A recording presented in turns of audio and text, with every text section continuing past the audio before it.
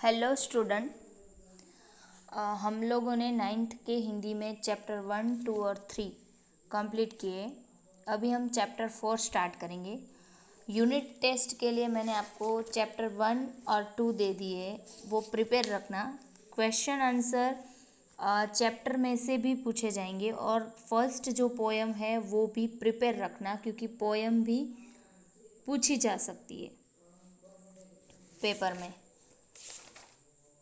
उसके अलावा अभी हम चैप्टर 1, 2 और 3 में अगर कोई डाउट है तो आप मुझसे पूछ सकते हैं। और कुछ स्टूडेंट ही ऐसे हैं जो डेली होमवर्क भेजते हैं और ये वीडियो देखते हैं। ये सेकेंड टाइम या नेक्स्ट टाइम मैं कभी भी क्लास में ये चैप्टर नहीं करवाने वाली हूँ। एक बार करवा दिया, उसको वीडियो आप देख लेना, आपके पास होगी। मेरे पास अब वीडियो भी नहीं है, यूट्यूब पे है, आप उसमें से देख लेना। अभी जो हम चैप्टर 4 स्टार्ट करेंगे, ये थोड़ी इससे पहले ये चैप्टर क्यों है, किसके लिए, ये रियलिटी है। चैप्टर जो है रियल है, ये कोई बनाई या लिखी हुई स्टोरी नहीं है।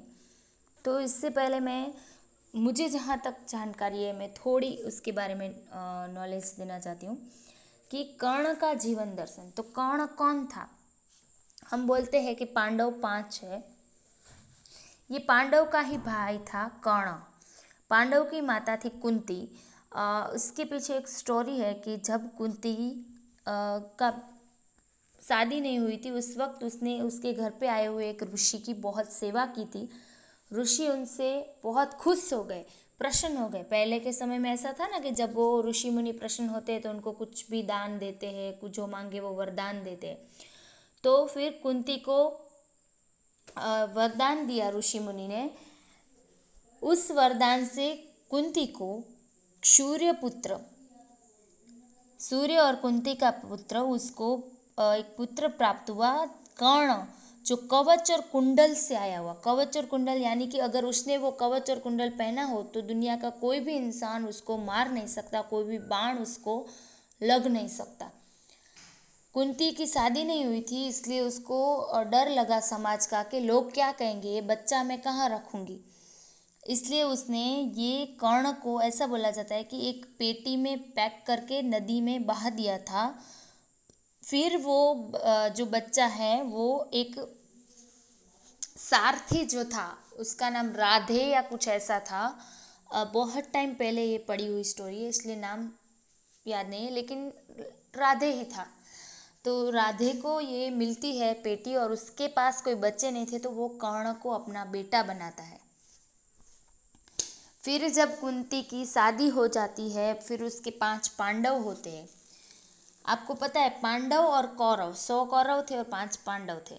तो गांधारी के बेटे कौरव थे और कुंती के बेटे पांडव थे। तो पांडव और कौरव के बीच हमेशा से लड़ाई थी, किसके लिए? गद्दी के लिए, कि वो राजा बनेंगे या वो राजा बनेंगे। पांडवों के पिता थे नहीं,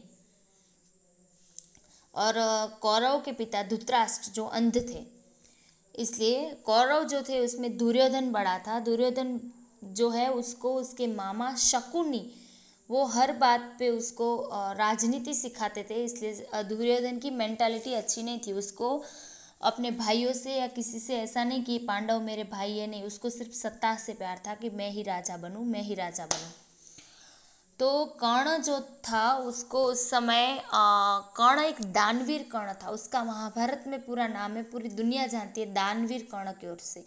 उसको किसी सत्ता का मोह नहीं था, कुछ नहीं चाहिए। उसके पास जो कुछ है वो सबको देता फिरता था, देता फिरता था। जो उससे जो मांगे ना, कर्ण का ऐसा था कि उससे जो कुछ भी मांगे वो उसको दे देता था। इतना दानवीर था। उसके पास अंत में कुछ नहीं बचता है तब तक वो लोगों को दान करता है, ऐसा कर्ण था। अब एक बार जब दुर्योधन और कर्ण मिले, तब दुर्योधन को पता चला कि कर्ण तो ऐसा पांडव का भाई है।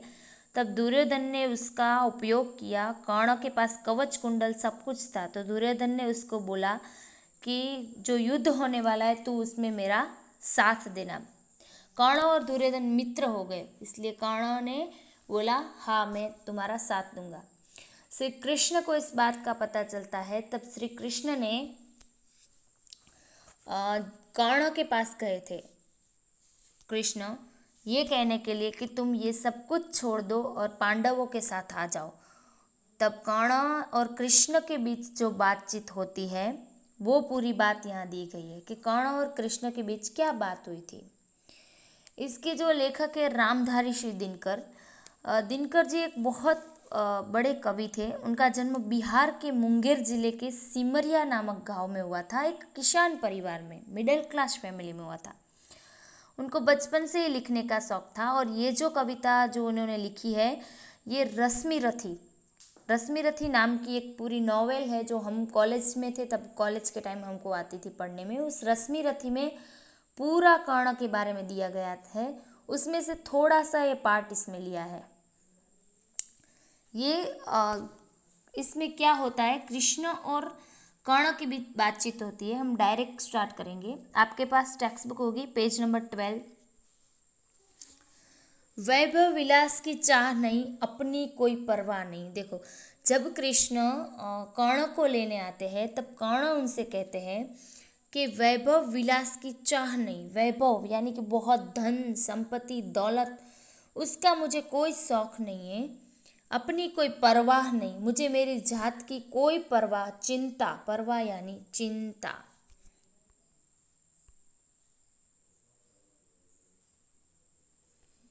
ये जो लिखा है परवाह, उसका मतलब होता है चिंता। आपके शब्दार्थ और टिप्पणी जो दिए उसमें भी दिया हुआ है चिंता, कि मुझे परवाह यानी कि चिंता, मुझे कुछ धन दौलत नहीं चाहिए और मुझे मेरी अपनी खुद की कोई परवाह भी नहीं है। बस यही चाहता हूँ केवल, दान की देव सरिता निर्मल। दान की देव क्या बोलता है कि बस यही चाहता हूँ। फिर वो बोलता है कि बस यही चाहता हूँ केवल, दान की देव सरिता निर्मल। निर्मल यानी कि ये वर्ड से निर्मल, सॉरी, यानी कि पवित्र, कि हमेशा मेरे हाथों से पवित्र दान हो। पवित्र दान यानी कि दान करके मैं मन में ये ना सोचूं कि मैंने ये दिया, मैंने वो दिया, या फिर ऐसा दान ना हो कि जिससे किसी का बुरा हो। हमेशा मेरे हाथों से अच्छी तरह से दान पवित्र हो, करतल से झरती रहे सदा। पवित्र जो दान है, करतल, करतल यानी कि हथेली, हमारे हाथों की जो हथेली होती है वो हथेली, कि मेरे हाथों से करतल से झरती, झरती यानी कि बहती रहे। जैसे पानी जो है गंगा या कोई नदी बहती है ना, उस तरह से मेरे हाथों से ये जो दान की गंगा है वो बहती, झरती यानी बहती रहे। निर्धन को भरती रहे सदा। निर्धन शब्द, निर्धन यानी कि गरीब जो होते हैं, दरिद्र जो होते हैं,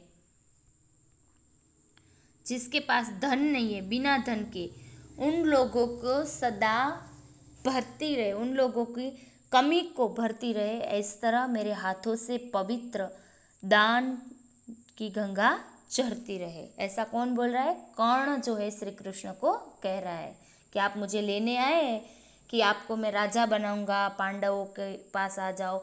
मुझे कुछ राजा वाजा नहीं बनना है, सिर्फ मेरे हाथों से ऐसी जो है दान की गंगा बहती रहे। गंगा नहीं, सॉरी, सरिता। तुच्छ है राज्य क्या है केशव। फिर कृष्ण से क्वेश्चन करता है कर्ण। केशव कृष्ण भगवान का नाम है यहाँ पे। तुच्छ है, तुच्छ यानी कि जिस जो हम जिसको बोलते हैं ना कि ओ ये इंसान कैसा है, जो हमें पसंद ना हो, जिसका हम इग्नोर करते हैं, उसको बोलते हैं तुच्छ। कि राज्य, राज्य यानी कि ये जो गादी है जिसका आप मुझे राजा बनाना चाहते हैं वो क्या है, वो तो तुच्छ है। पाता क्या नर कर प्राप्त वैभव। पाता क्या, वो कृष्ण से क्वेश्चन करते हैं कि क्या पाता, पाता यानी उसको क्या मिलता है। नर, नर यानी मनुष्य, मानव, इंसान, कि मनुष्य को क्या मिलता है। विभव, विभव यानी कि धन संपत्ति, कि अगर बहुत ज़्यादा धन और संपत्ति मनुष्य के पास आ जाए तो उसको क्या मिलता है, इससे प्राप्त क्या करता है वो। चिंता प्रभुत अल्प, देखो ये खुद पहले क्वेश्चन करा है, फिर खुद आंसर देता है कि अगर मनुष्य के पास बहुत बड़ी गादी आ जाए, राजा बन जाए, धन दौलत पैसा ये सब कुछ आ जाए तो क्या होता है? चिंता प्रभुत प्रभुत यानी कि बहुत ज़्यादा। ये सच है ना, अगर हमारे पास पैसे ज़्यादा हो, रिस्पॉन्सिबिलिटी ज़्यादा हो तो वो इंसान कभी चैन से सोता नहीं है। ऐसे बोलते हैं ना, गरीब की झोपड़ी में चैन की नींद होती है, लेकिन अमीर की एसी में भी नींद उतनी चैन की नहीं होती है जितनी गरीब की झोपड़ी में होती है, क्योंकि उसके सर पे गरीब तो सोचते हैं आज कमाया खा लिया, सो जाते हैं, फिर कल उठेंगे, कल कमा कर कल का खा लेंगे, तो उसकी नींद चैन की होती है, आराम की नींद होती है। लेकिन अमीर को क्या है, आज कमाया, ओ कल ये करना है, वो करना है, वहाँ से पैसा लेना है, यहाँ से ये वो, इतनी सारी क्वेश्चन, धन के पीछे भागना। तो क्या बोलता है कि चिंता प्रभु, चिंता यानी कि टेंशन, प्रभुत यानी कि बहुत ज्यादा। अत्यल्प हास, अत्यल्प हास यानी कि अत्यल्प पहले थोड़ी सी, बहुत थोड़ी, हास यानी कि निंदा। निंदा हम बोलते हैं ना जिसको, वो उसकी करे, वो ऐसा है, वो वैसा है, वो वैसा है। अगर हम अमीर बन जाते हैं तो हमारे पीछे भी बातें करने लगे, जैसे आज के राजनेता है, बड़े बड़े एमएलए, प्राइम मिनिस्टर, हम बोलते हैं ना, हाँ ये लोग कुछ करते नहीं और बातें करते रहते हैं, ये क्या कि हम लोगों ने निंदा की उसकी। तो इस तरह से निंदा मिलती है, टेंशन मिलता है। चाकचिक्य कुछ क्षण विलास, चाक, चाक यानी कि चमक, चमक जो होती है वो क्या बोलते हैं, कुछ क्षण विलास, क्षण यानी कि कुछ हम बोलते हैं ना पल, इतने छोटे सी कि चमक जो है थोड़ी देर के लिए होती है, हम बोलते हैं 4 दिन की चांदनी, उस तरह से थोड़ी चमक होती है, बाद में बहुत ज़्यादा रिस्पॉन्सिबिलिटी। जैसे आप अपने ऊपर भी सोचो, छोटे होते हो आप एलकेजी में, तो मतलब खेलना अच्छा होता है, खेलना कूदना ये सब कुछ, होमवर्क भी होता है। अभी तो प्राइवेट स्कूल में तो सबकी सिचुएशन सेम होती है, लेकिन दूसरी स्कूल की बात है। फिर आपको तब मन होता है आज मैं बड़ी हो जाऊं, बड़ा हो जाऊं, कितना मज़ा आएगा, कितना मज़ा है। लेकिन जितने बड़े होते हो उतनी रिस्पॉन्सिबिलिटियाँ बढ़ती है। दूसरे को देख, आप अभी हम टीचर्स को देखते होंगे तो आपको लगता होगा हाँ मैं टीचर होता तो कितना अच्छा होता, मुझे होमवर्क नहीं करना पड़ता, है ना। कभी कभी ऐसा दिमाग में हमको भी आता था। लेकिन क्या, हम आपको देखते हैं तब होता है कि काश हम भी स्टूडेंट होते। ये टीचर्स में क्या है, दूसरों का होमवर्क आप लोगों को पढ़ाना, खुद का पढ़ना, होमवर्क करना और रिस्पॉन्सिबिलिटी, स्कूल का काम, घर का काम, होमवर्क, स्टडी, कितने सारे टेंशन, कितने सारे टेंशन एक साथ। आपका सिलेबस ख़त्म ना हो तो भी हमको टेंशन, आपकी एग्ज़ाम आए तो पेपर बनाना, पेपर का एग्ज़ाम ख़त्म हो चेक करना, चेक कर लिया रिजल्ट बनाना, रिजल्ट आ जाए मीटिंग में टेंशन, आपका कम रिजल्ट आए तो भी हमको टेंशन। ये पूरे का पूरा, जितना बड़े होते उतनी रिस्पॉन्सिबिलिटी बढ़ती है और टेंशन बढ़ती है। साथ साथ ये तो होता है, लेकिन अपना अलग हमारा जो होता है स्टडी का, हमारी एग्ज़ाम अलग, हमारी प्रिपरेशन अलग, हमारा स्टडी अलग। अभी आपके लिए वीडियो बनाना है तो बनाना पड़ेगा, एक्सरसाइज लिखनी है, होमवर्क सेंड करना है, चेक करना है, वो तो करना ही है। साथ में मेरा खुद का, यानी कि मैं अकेले की बात नहीं, जनरली बात कर रही हूँ कि अपना भी होता है, हम भी अभी स्टडी करें, हमारा भी होमवर्क होता है, हमारा भी ऐसे ही ऑनलाइन क्लासेस होते हैं। जिस तरह से आप पढ़ते हो वैसे हम पढ़ते हैं। तो आपका काम है वो तो हमको करना पड़ता है, एक्स्ट्रा में हमारा भी अलग होता है। तो जितना बड़े होते उतनी रिस्पॉन्सिबिलिटी बढ़ती है। सिर्फ थोड़े दिन ऐसा लगता है, हम छोटे थे हम भी सोचते हाँ टीचर बन जाऊँ, लेकिन फिर पता चला कि ये तो 4 दिन की चांदनी थी।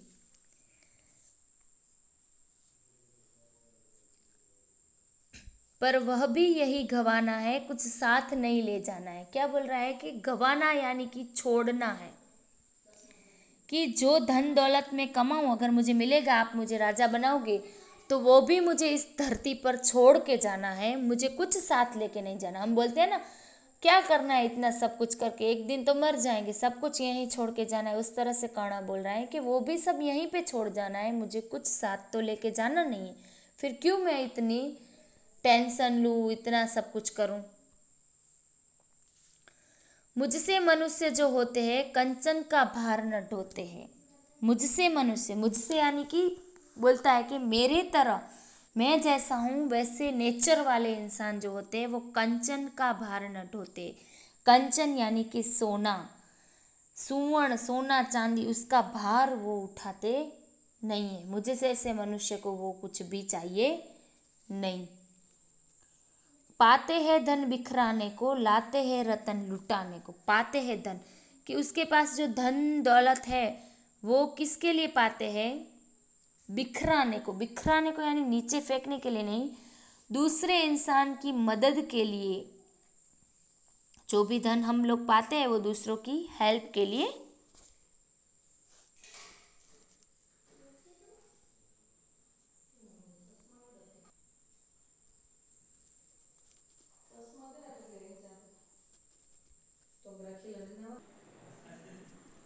वो बोल रहा है कि जग से न कभी कुछ लेते हैं, दान ही हृदय का देते हैं। लाते हैं रतन लुटाने को। रतन यानी कि जो सोना चांदी होता है वो दूसरों को ऊपर देने के लिए, कि तुम लो, ये लुटाने को। और जग से न कभी कुछ लेते हैं, दान ही हृदय का देते। जग यानी कि दुनिया से वो खुद कुछ नहीं लेते हैं, अपने अपने दिल का, हृदय का दान देते। हृदय का दान यानी कि सिर्फ पैसे धन दौलत नहीं, दूसरों को मदद की ज़रूरत है, ऐसे ही कुछ भी ज़रूरत है, यानी कि ऐसे ही हेल्प की ज़रूरत है तो भी वो करते हैं। प्रासादों के कनकाब शिखर। प्रासादों यानी कि जो राजा या कोई देवता होता है, देवता पहले के राजा जो होते हैं, देवता को भी राजा बोलते थे हम लोग पहले के समय में। कनकाब शिखर, कनकाब शिखर यानी कि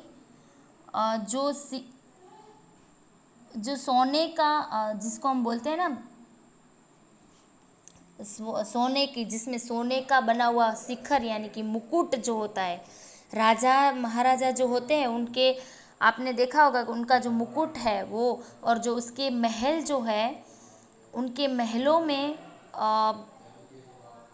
पूरा सोने के बने होते हैं। ऊपर कई सारे ऐसे महल आपने देखे कि सोने के जड़े होते कबूतरों के ही घर। क्या बोल रहे हैं कि उसके महल में, हम अभी जाते हैं पुरानी हवेलियों में तो पता है ना, वहाँ पे पक्षी कबूतर अपना घर बना कर रहते हैं। तो क्या बोलते हैं कि ऐसे राजा के महलों में तो सिर्फ कबूतरों के घर होते हैं। महलों में गरुड़ न होता है, कंचन कर कभी न सोता है। गरुड़ पक्षियों का राजा बोला जाता है। गरुड़, कि गरुड़ जहाँ पे रहता है वो महान बोला जाता है। तो क्या बोलते हैं कि गरुड़ उसके महलों में नहीं होता है, कबूतर उसके महलों में होते हैं। कंचन पर कभी न सोता है। कंचन यानी सोने के ऊपर गरुड़ नहीं सोता है। गरुड़ राजा है लेकिन उसको सोने का मोह नहीं है। विष्णु भगवान का प्राणी जिसको बोलते हैं, विष्णु भगवान जिसके ऊपर बैठते हैं, वो पक्षियों का राजा बोला जाता है गरुड़। कि जो राजा के महल है उसमें कबूतर ही देखने को मिलते हैं, ऐसे गरुड़ जैसे इंसान नहीं देखने को मिलते हैं। उस तरह से वो एक कटाक्ष करता है, टॉन्ट मारता है कि जो मुझ जैसे दानवीर होते हैं उसके यहाँ तो दरिद्र लोग भी आते हैं, लेकिन जो पैसे और लोभ में पड़े हुए होते हैं, ऐसे राजा बन के बैठे हैं, उसके वहाँ तो कबूतर के जैसे ही लोग आते हैं। बसता वह कहीं पहाड़ों में, सैलों की फटी दरारों में। बसता वो यानी कि गरुड़ जो है वो राजा के महलों में नहीं रहता है। वो अपने बारे में बोल रहा है कि मुझे आप क्या राजा बनाओगे, मैं तो खुद हूँ ही राजा। मैं कहीं पे पहाड़ों में रहता हूँ, पहाड़ में जैसे गरुड़ रहता है ना, उस तरह से मैं पहाड़ यानी पर्वत के ऊपर नहीं। खुद ऐसा बोल रहा है कि मुझे कोई मोह नहीं है कि मैं महलों में रहूं, मैं तो ऐसे ही पहाड़ों जंगलों में बसता हूँ। अपनी तुलना वो गरुड़ के साथ कर रहा है। जैसे पक्षियों का राजा गरुड़ है, वैसे वो खुद अपने आप को राजा ही बता रहा है कि मैं वैभव विलास वाला राजा नहीं हूँ। सैलों की फटी दरारों में, सैलों यानी कि पर्वतों में के ऊपर रहने वाला मैं राजा हूँ। होकर सुख समृद्धि के अधीन, होकर समृद्धि सुख के अधीन, मानव होता नित्य तपक्षीण। होकर समृद्धि सुख यानी कि जिसके पास बहुत सुख, समृद्धि, संपत्ति, धन दौलत होती है, वो मानव होता नित्य तपक्षीण। नित्य तपक्षीण, तपक्षीण यानी कि निर्बल, जिसके अंदर कुछ बल ना हो, जो कुछ कर ना सके। हम देखते हैं ना कि राजा जो पैसे वाले होते हैं वो लोग, उनसे अपने आप से कुछ नहीं होता, पैसा देकर वो अपना काम करवाते हैं। तो क्या बोल रहा है कि जिसके पास सुख समृद्धि धन दौलत है उसका खुद का अपने पास कुछ अपना बल नहीं होता है। सत्ता किरीट मणिमय आसन करते मनुष्य का तेज हरण। सत्ता किरीट, किरीट यानी कि सत्ता यानी जो हमारे पास सत्ता होती है, कुर्सी होती है कि चलो हम एमएलए बन गए, राजा बन गए, प्राइम मिनिस्टर बन गए, वो किरीट यानी कि मुकुट हमारे सर पर, राजा के सर पर होता है वो। आसन जिस पर बैठते हैं वो मनुष्य का तेज हरण, तेज यानी कि उसके अंदर जो शक्ति है उसका हरण। जैसे हम बोलते हैं ना कि कुछ बच्चे जो होते हैं वो हम बोलते हैं कि इसको बहुत ज़्यादा फैसिलिटी मिल गई ना, इसलिए इसके पास कोई भी सिचुएशन में एडजस्टमेंट कैसे करना है वो उसको नहीं आता है। उस तरह से बोल रहे हैं कि जिसके पास ये सब कुछ होता है वो एडजस्टमेंट नहीं कर पाता है, उस तरह का है कि जिसके पास वैभव विलास है उसका तेज हरण, तेज यानी उसके अंदर शक्ति है वो खत्म हो जाती है, क्योंकि वो अपने आपको कभी कष्ट या दुख पीड़ा देता ही नहीं है। तो उसका शरीर उस तरह से हो जाता है कि उसको और कुछ सिचुएशन में एडजस्ट होना, कुछ और करना वो उसको आता ही नहीं है। नर विभव हेतु ललचाता है पर वही मनुष्य को खाता है।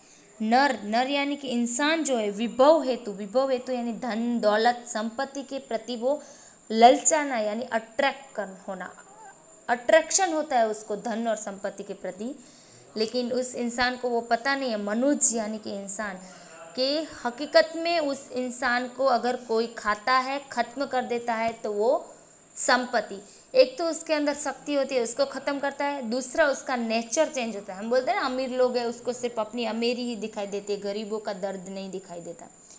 तो ये सब कुछ जो धन दौलत है वो उसको खा जाती है।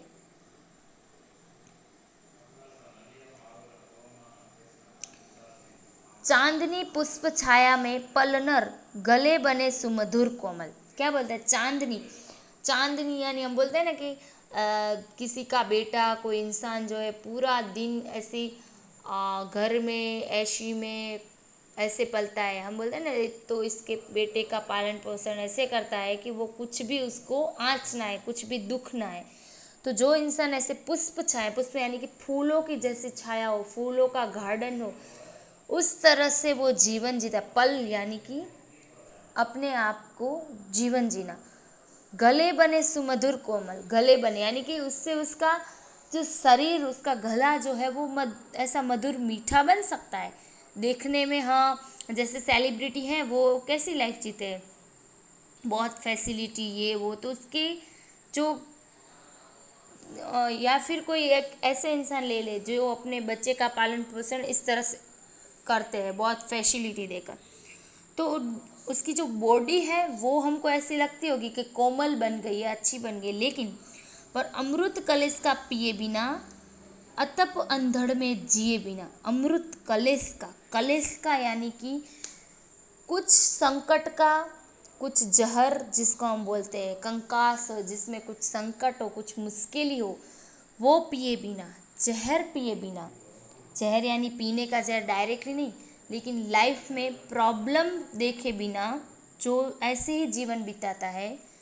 आतप, आतप यानी धूप, धूप में कुछ कुछ ऐसे होते हैं ना, बोलते मैं धूप में भी पैर नहीं रखूँगा, मुझसे तो खड़ा नहीं हो जाएगा, मेरे को ऐसी के बिना नहीं चलता है, ऐसी बोलने वाले जो धूप और अंधेड़, अंधेड़ यानी कि जो तूफान आता है, कोई ऐसी भगवान जो कोई संकट देता है या फिर उसकी लाइफ में कुछ तूफान आता है, तो ऐसी सिचुएशन में जिए बिना वह पुरुष नहीं कहला सकता। कि जो सिर्फ और सिर्फ फैसिलिटी में जीता है और जो जो कोई भी मतलब सिचुएशन हो, कभी उसको मुश्किल ही आए, कभी धूप हो उसके जीवन में, ऐसी सिचुएशन में अगर वो नहीं जीता है तो वो इंसान नहीं कहलाता है। विघ्नों को नहीं ले सकता, विघ्नों यानी कि उसकी लाइफ में कभी कोई बड़ी प्रॉब्लम्स आती है तो फिर उससे वो सॉल्व नहीं हो पाती। देखो हम कहते हैं ना, अगर आप अकेले काम करो, आप खुद से करो, तो आप किसी के ऊपर आपको डिपेंड नहीं होना पड़ेगा और आप खुद एक्टिव बनोगे, खुद तैयार होगे तो अपने आप को कुछ बना सकोगे। फिर आपके ऊपर कोई भी प्रॉब्लम आए तो आप उसका फेस कर सकते हो। उस तरह से अगर विघ्नों को नहीं ला सकता, जो इंसान सिर्फ फैसिलिटी में ही जिया हो वो कभी उसकी प्रॉब्लम्स विघ्न जो उसके सामने आता है उसको कभी वो हिला नहीं सकता है। उड़ते जो झंझावतों में, पीते जो वारी प्रपांतों में। उड़ते जो झंझावतों में, झंझावत यानी कि तूफान, जो मुश्किल आए, संकट आए, जो भी आए उसके बीच वो हर कोई काम कर जाता है। पीते जो वारी प्रपांतों में, प्रपांतों यानी कि पहाड़ों में पानी, वारी यानी पानी, जो पानी पहाड़ों से पीते हैं, जंगलों में जाते हैं, वहां जाते हैं, वहां जाते हैं। हम कहते हैं ना जंगल, आदिवासी के बच्चे कितने मतलब कभी किसी से नहीं डरते, अफ्रीका के जंगल में होते हैं क्योंकि वो लाइफ ही ऐसे जीते हैं, जंगलों में घूमते, पहाड़ों का पानी पीते, यहाँ वहाँ, तो छोटी मोटी मुश्किल तो उसके लिए कुछ भी नहीं है। तो ऐसा जीवन जो जीते वो सारा आकाश अयन जिनका, कि पूरी जो स्काई है, आकाश है, वो अयन जिनका, अयन यानी कि रास्ता है जिनका, तो जहां भी जाए वहां हर जगह वो घूमता है।